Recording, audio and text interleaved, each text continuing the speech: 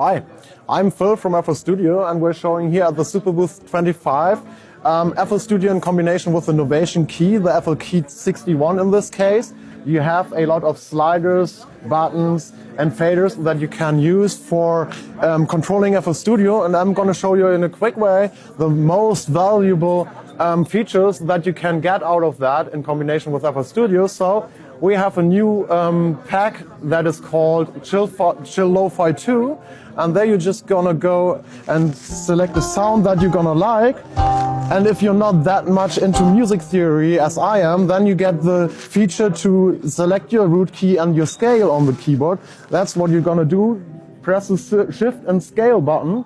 In this little screen you see which is selected, and then you first select your root key, so I say C or let's say D or this, and then you select your scale, which is on these buttons here. So you can go through there, and let's say we say just a Dorian one, and this way you will never miss any key in the scale because they are all tuned for that scale, which is really very nice. It's not really the sound I want to show you, but it's doing the purpose, so you can press any keys and you make sure that you're in the scale. If you want to have your own custom chords, you just select the pad where you want to store that chord on. So you go to Shift, User Chords, and then you press on the button or on the field that you want to have the chord stored, and then you press the keys on your keyboard for the chord that you want to have. And it shows you also the notes that you selected in the window, and when you repress that button, it will recreate the chord.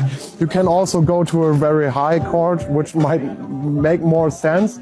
So we take this one, and I can always recreate that. So for anyone who wants to start with FL Studio, use a controller and be in key, just use these functions to always ensure that you don't mess up.